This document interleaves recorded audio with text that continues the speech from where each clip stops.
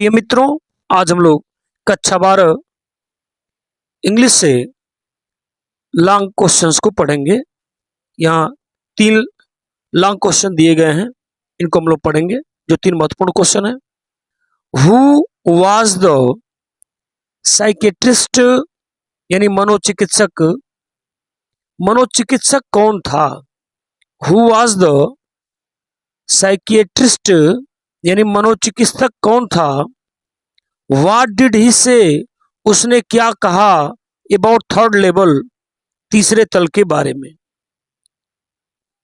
जवाब है इसका कि चार्लीज फ्रेंड, चार्ली का मित्र सैम वाज साइकेट्रिस्ट यानी चार्ली का मित्र सैम मनोचिकित्सक था।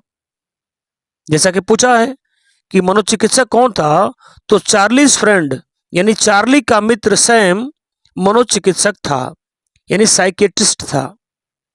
He was a competent doctor, वह एक सक्षम, जिसे कहते हैं सक्षम, योग्य होना, सक्षम डॉक्टर था।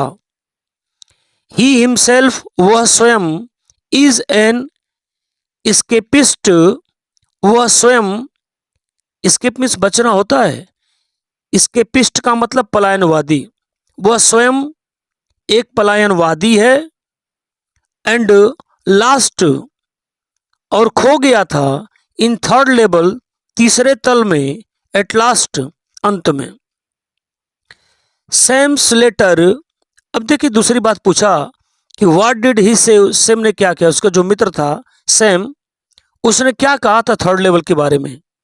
तो सैम स्लेटर टू चार्लीज यानी चार्ली के लिए सैम का पत्र यानी मनोचिकित्सक का पत्र प्रूफ्स, सिद्ध करता है, दैट कि सैम हैज फाउंड, सैम ने पा लिया है या पा लिया था, एंड रीच्ड, और पहुंच गया था, टू थर्ड लेवल यानी सैम से लेटर, सैम कौन था, मनोचिकित्सक था, तो सैम का लेटर किसको, चार्ली को, यानी चार्ली को सैम का पत्र सिद्ध करता है कि सैम ने फाउंड, पा लिया था या ढूंढ लिया था, एंड रिच्ड, और पहुंच गया था, टू द थर्ड लेवल, तीसरे तल तक। एट लास्ट, अंत में, सैम टेल्स, सैम बताता है, चार्लीज, चार्ली को, दैट कि थर्ड लेवल इज ट्रू, तीसरा तल सही है, यानी जो तीसरे तल की बात हो रही है वो वास्तव में तीसरा तल उपस्थित है। और क्या कहा, ही इज स्टेइंग, वह ठहरा हुआ है, रुका हुआ है, देयर, वहां, इन गैलिसबर्ग, वह गैलिसबर्ग में रुका हुआ है, सिंस लास्ट 2 वीक्स, यानी पिछले 2 सप्ताहों से, पिछले 2 सप्ताहों से वह गैलिसबर्ग में वहीं पर रुका हुआ है। एंड वाचिंग वेरियस एक्टिविटीज, और वाचिंग, देख रहा है, वेरियस, विभिन्न, एक्टिविटीज माने क्रियाकलाप, और विभिन्न क्रियाकलापों को देख रहा है। ही यानी सैम इनवाइट्स, आमंत्रित करता है, both Charlie's and wife and his wife Louisa, यानी ही यानी सैम जो मनोचिकित्सक था, इनवाइट्स, आमंत्रित करता है, बोथ, दोनों को, किसको किसको, चार्ली को, एंड हिज वाइफ लुइसा, और उसकी पत्नी लुइसा को, एंड मोटिवेट्स, और प्रेरित करता है, देम, उनको, टू कंटिन्यू, जारी रखने के लिए, देयर सर्च, अपनी खोज, ऑफ द थर्ड लेवल, और तीसरे तल की अपनी खोज जारी रखने के लिए उनको मोटिवेट करता है यानी प्रेरित करता है। तो इस तरह से यह प्रश्न हमारा कंप्लीट हो गया कि मनोचिकित्सक कौन था और उसने थर्ड लेवल के बारे में क्या बताया है। सेकंड क्वेश्चन है कि how did doctor Sadao operate the white man, doctor सदाओ ने व्हाइट मैन यानी अंग्रेज, व्हाइट मैन का ऑपरेशन कैसे किया। तो ध्यान देंगे, प्रश्न हमारे पास है कि how did doctor Sadao operate the white man, यानी व्हाइट मैन का सदाओ ने कैसे ऑपरेशन किया? जवाब है doctor Sadao had to perform an operation. यानी had to perform an operation पूरे का मतलब है कि ऑपरेशन करना पड़ा। यानी डॉक्टर सदाओ को had to perform an operation, एक ऑपरेशन करना पड़ा। टू टेक बुलेट आउट, गोली को बाहर निकालने के लिए। A body of American soldier, ये जो व्हाइट मैन बात हो रही है वह अमेरिकन सोल्जर की बात हो रही है। तो doctor Sadao had to perform an operation, doctor Sadao को ऑपरेशन करना पड़ा। टू टेक बुलेट आउट, गोली को बाहर निकालने के लिए। Of body of American soldier, यानी नीचे से अर्थ यहां से दे दें तो अमेरिकन सोल्जर, अमेरिकन सैनिक के शरीर से बाहर गोली को निकालने के लिए डॉक्टर सदाओ को ऑपरेशन करना पड़ा। The soldier was given anaesthetic, यानी सोल्जर को पहले चेतना शून्य करने वाली औषधि देनी पड़ी। जैसा कि बताया गया, जब ऑपरेशन किया जाता है तो उस स्थान को चेतना शून्य किया जाता है, तो वही बात की जा रही है। The soldier was given, soldier को दिया गया एनेस्थेटिक, यानी चेतना शून्य करने वाली दवा, ताकि उस स्थान को शून्य किया जा सके, संवेदनहीन किया जा सके। डॉक्टर सदाओ फेल्ट, कह रहा कि जब डॉक्टर सदाओ ने अपने उपकरण को उसके बॉडी के अंदर डाला, doctor Sadao felt the tip माने नुकीला हिस्सा, अंतिम सिरा ऑफ हिज इंस्ट्रूमेंट, यानी डॉक्टर सदाओ ने अपने उपकरण के टिप को यानी अंतिम सिरे को महसूस किया। विद सम हार्ड ऑब्जेक्ट, किसी कठोर वस्तु के साथ, यानी डॉक्टर सदाओ ने किसी कठोर वस्तु के साथ अपने उपकरण के अगले भाग को महसूस किया, यानी नुकीले हिस्से, अगला हिस्सा। इट वाज ए बुलेट, यह एक गोली थी। देन तब doctor Sadao took out the bullet, तब डॉक्टर सदाओ ने क्या किया? टुक आउट, बाहर निकाला, द बुलेट, गोली को बाहर निकाला। विद क्लीनेस्ट मैनर, सबसे स्वच्छ तरीके से। इन दिस इंटायर प्रोसेस, इस पूरी प्रक्रिया में, हाना हिज वाइफ, यानी उसकी पत्नी का नाम क्या था? हाना, डॉक्टर सदाओ की पत्नी का नाम था।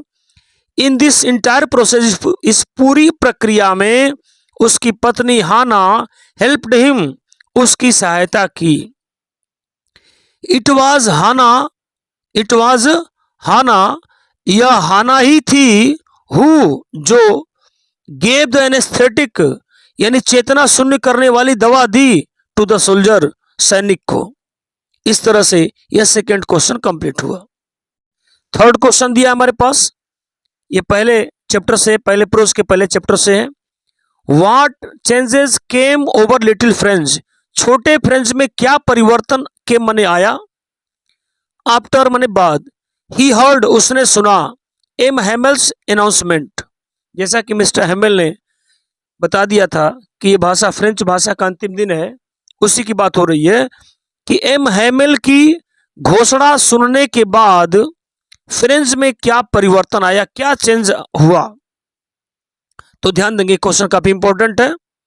The announcement of last lesson, यानी अंतिम पाठ की घोषणा ने अफेक्टेड फ्रेंच को प्रभावित किया, अफेक्टेड प्रभावित किया, फ्रेंच को प्रभावित किया। लाइक ए थंडर क्लैप, यानी बिजली की कड़कड़ाहट की तरह। फ्रेंच यानी उसको कैसा फील हुआ? जैसे बिजली की कड़कड़ाहट फील हुई। French was a school boy, French एक स्कूल में पढ़ने वाला बच्चा था। In the school of Alsace, यानी फ्रेंच अल्सास के स्कूल में पढ़ने वाला एक स्कूली बच्चा था। ही डिड नॉट वांट, वह नहीं चाहता था, टू रीड और राइट, वो पढ़ना लिखना नहीं चाहता था। बट लेकिन, नाउ, लेकिन अब का मतलब क्या है? एम हेमल की घोषणा के बाद। बट नाउ, लेकिन अब, ये तो पूछा कि क्या परिवर्तन हुआ। बट नाउ, लेकिन अब, यानी घोषणा के बाद। ही वॉज वेरी सॉरी, वह बहुत दुखी था। He did not want to, ध्यान देंगे, but now he was very sorry, लेकिन वह बहुत दुखी था। बिकॉज, क्योंकि ही हैड नॉट लर्न, क्योंकि उसने सीखा नहीं था। फ्रेंच लैंग्वेज यानी फ्रेंच भाषा प्रॉपरली, ठीक ढंग से। तो नाउ, अब ही वॉज वेरी सॉरी, अब वह बहुत दुखी था, क्योंकि he had not learn French language properly, क्योंकि वह ठीक ढंग से फ्रेंच भाषा को सीखा नहीं था, पढ़ा नहीं था। ही वॉज रिग्रेटिंग, वह खेद व्यक्त कर रहा था, वो पछता रहा था, दैट की he had last golden time, कि उसने क्या किया, अपने गोल्डन समय को खो दिया। इन सीकिंग बर्ड्स एग, इन सीकिंग माने खोजने में, बर्ड्स एग माने चिड़ियों के अंडे, चिड़ियों के अंडे खोजने में, स्लाइडिंग ऑन द सार, सार पर फिसलने में। का ही वॉज रिग्रेटिंग, वह पछता रहा था, दैट की he had last golden time, उसने अपना गोल्डन समय खो दिया था। किसमें? इन सीकिंग बर्ड्स एग, चिड़ियों के अंडे खोजने में और सार पर फिसलने में। हिज बुक्स, उसकी पुस्तकें, दैट, जो ये भी तो पूछा कि क्या परिवर्तन होते, परिवर्तन हुआ उनमें, उस बच्चे में परिवर्तन हुआ। हिज बुक्स, उसकी पुस्तकें, दैट, जो हैड सिम्स, महसूस होती थी, सच ए न्यूसेंस, सच ए न्यूसेंस का मतलब परेशान करने वाली वस्तु, या हम भारी भरकम भी कह सकते हैं। परेशान करने वाली वस्तु या भारी भरकम वस्तु महसूस होती थी। ए वाइल एगो, थोड़ी देर पहले। सो हैवी टू कैरी, ले जाने में भारी महसूस होती थी। नाउ, अब। दीज बुक्स, ये पुस्तकें, हैड बिकम, हो चुकी थी, हिज ओल्ड फ्रेंड, उसके पुराने मित्र। तो ध्यान देंगे इस बात को। हिज बुक्स, क्या क्या परिवर्तन उस बच्चे में? हिज बुक्स, उसकी पुस्तकें, दैट, जो हैड सिम्ड, महसूस होती थी, सच ए न्यूसेंस, परेशान करने वाली वस्तु, यानी परेशान करने वाली वस्तु महसूस होती थी। ए वाइल एगो, थोड़ी देर पहले। सो हैवी, अधिक भारी महसूस होती थी, टू कैरी, ले जाने में। नाउ, अब। दिज बुक्स, ये पुस्तकें, had become his old friend, उसकी पुरानी मित्र बन चुकी थी। विच, जिसे he could not give up, जिसे वह छोड़ नहीं सकता था, त्याग नहीं सकता था। और कह रहा कि जो एम हेमेल थे, मिस्टर एम हेमेल, उनको भी वह छोड़ना अब नहीं चाहता था, लगाव उनका बढ़ गया था।